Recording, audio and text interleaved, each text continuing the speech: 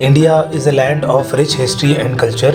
It has a legacy of town planning that is around 1000 years old. From ancient time, Indian civilization has exhibited remarkable foresight in urban development.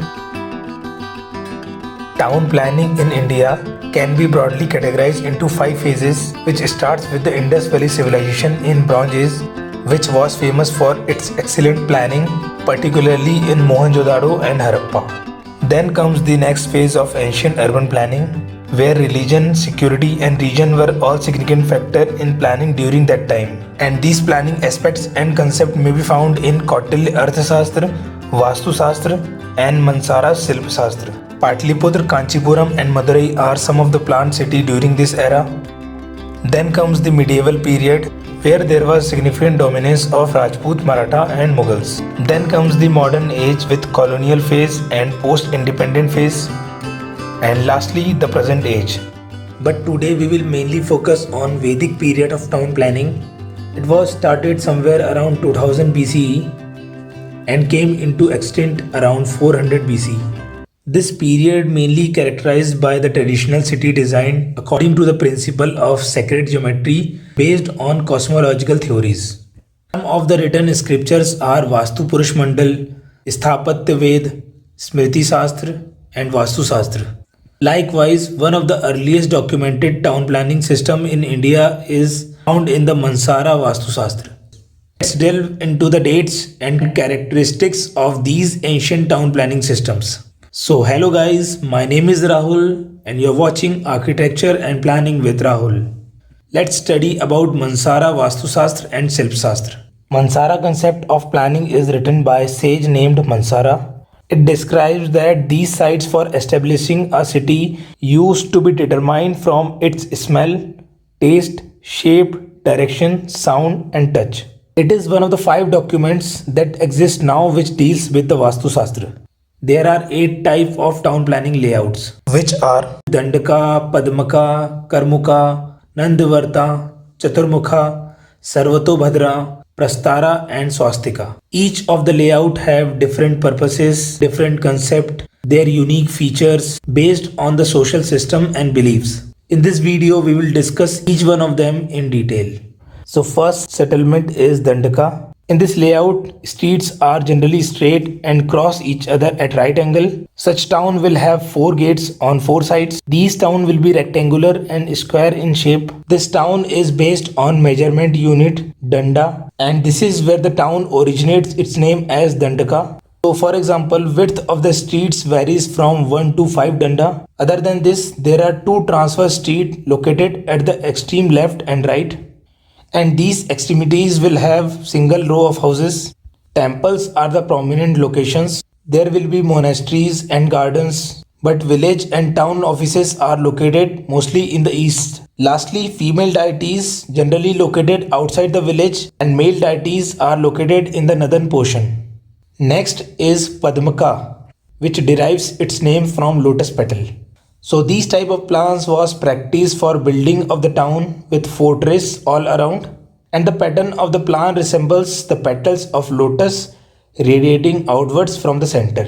So these type of layouts are practically implicable for an island which is mostly surrounded by the water and there is no scope for future expansion. It also have 4 gates. So similar to Dandaka, temple is the dominating feature located at the center, and rest of the built-ups are in surrounding of this temple.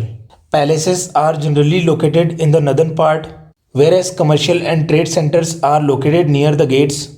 Facilities like water tank and reservoirs are near to the center.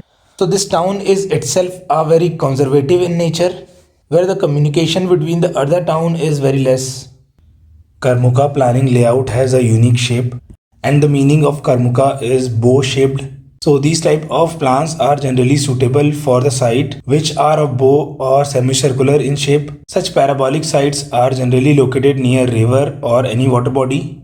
The main street of the town run from north to south or east to west and cross each other at right angle, dividing the whole area into blocks. Temple is located in the center of south, from where the streets are radiated towards all the 3 directions. School, colleges and hospitals are located within the residential area in very convenient position. whereas monasteries are located in the center. To protect the town, it also has a rampart wall, and outside this rampart wall, there is a moat filled with water. An example of town based on Karmukha layout is Latur, which is in Maharashtra. Next layout is Chaturmukha, which means four faces or entrance. So town layout is suitable for square or rectangular site, and as per its name, it has four entrances in all the directions. The town is generally laid out east to west lengthwise with four main streets, and this layout is very applicable for all the towns starting from a small village to a large town. One of the example of this town is Peruru Agrarama, which is in Andhra Pradesh. Like all the other layout, temple is the main dominating element and rest of the structures are in surrounding with this temple. Next is Swastika. As per Hindu scriptures, swastik symbol is very religious symbol. To protect the city, it has a rampart wall, and outside this rampart wall, there will be a moat which generally filled with water. It also has two main streets which cross each other at the center, and these are running south to north or west to east. So this type of plan was generally prepared for a religious city where there are lots of temples.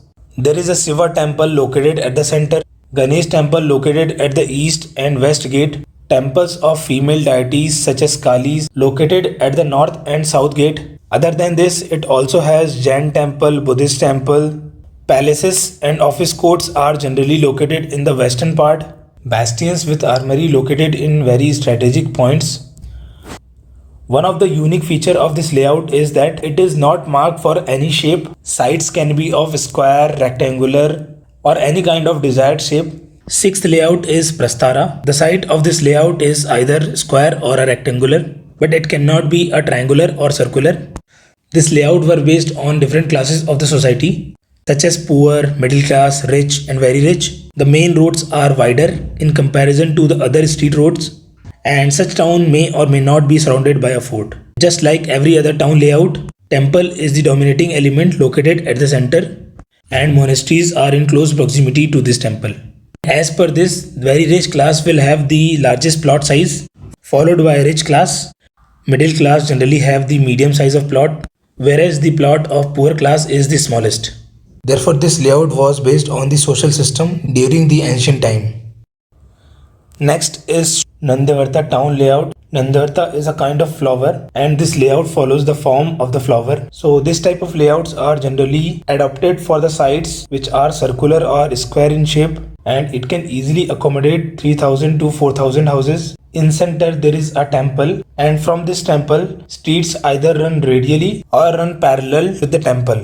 Now let's look where are the different structures located. So temple is in the center, then Brahmans quarters are near to the temple, then schools and hospitals are in the northern part. It also has a theatre, court, monastery and palaces are very close to the temple, and quarters of fishermen, artisan and other castes are in the southern part.